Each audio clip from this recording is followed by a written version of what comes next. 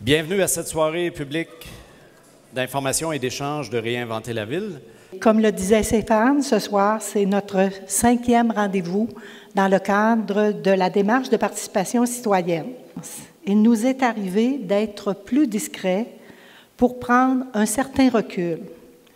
Recul qui nous permet de voir plus clair et d'être en mesure de prendre des décisions plus éclairées.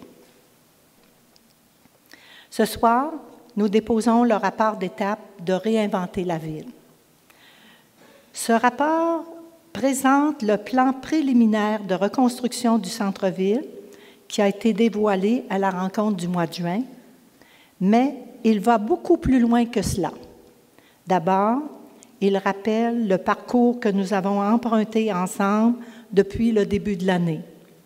Ensuite, il offre une foule de renseignements complémentaires pour mieux comprendre les enjeux et les défis de notre projet. Cela nous permet aussi de mieux saisir tout le potentiel qu'offre ce grand chantier.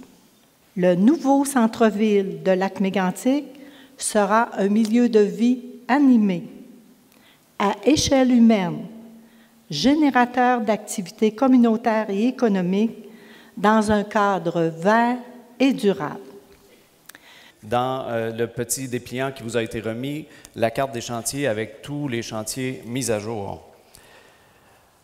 Ce que ça nous dit essentiellement, c'est qu'on avance. On avance vraiment beaucoup et parfois, parce qu'on a l'esprit critique très développé, c'est très bien, on l'oublie. Alors, l'idée, c'est vraiment de faire remarquer qu'on a fait des pas de géant depuis la tragédie de l'été 2013.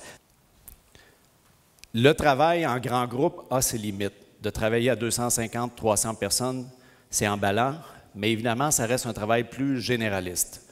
Ce qu'on propose avec les groupes thématiques, c'est d'aller plus en profondeur en travaillant, en fait, avec des intervenants sur le terrain qui sont déjà actifs et des citoyens intéressés pour nous aider à identifier les enjeux principaux, secteur par secteur, et déterminer ensemble les objectifs ou les actions prioritaires, toujours secteur par secteur.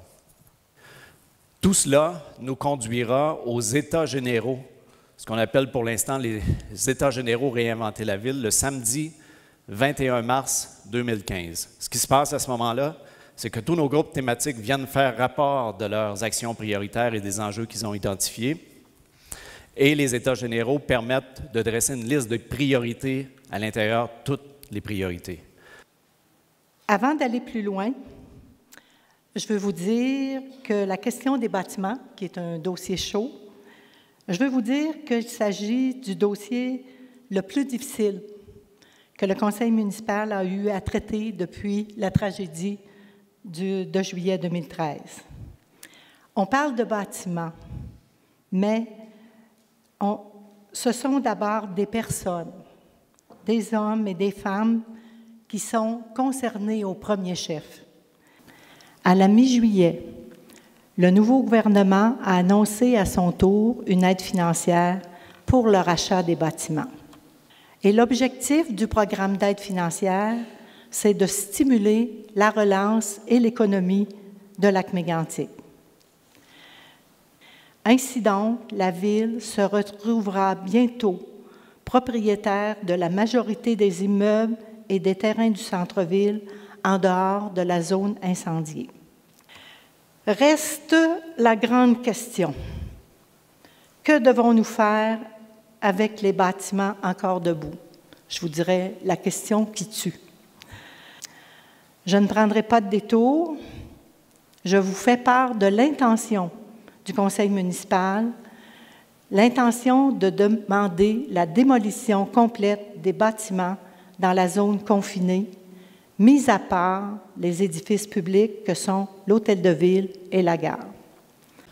Le choix que nous avons fait, nous l'avons fait après plusieurs heures de réflexion. Et je vous dirais que quand on a pris la décision, tout le monde pleurait. Alors, ce que je veux vous dire, ce que nous allons essayer de conserver, c'est des traces de ce centre-ville. Le gros coup, ça a été vraiment l'annonce de la démolition possible de tous les bâtiments. Ça, j'avoue que ça m'a fait un choc. C'était On ne savait pas qu'est-ce qui en adviendrait, il y avait plein d'idées possibles, mais la démolition de tout, c'est un coup. On sait que c'est une décision qui est pour le mieux puis qui va éviter des problèmes futurs pour la réimplantation des gens et des bâtiments dans le centre-ville.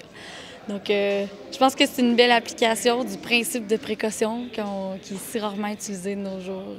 On peut les saluer de l'appliquer pour une fois. Je suis bien contente qu'il soit aussi transparent puis aussi accessible. Ça fait du bien, malgré qu'on ait de la peine. Oui, au moins c'est bien fait.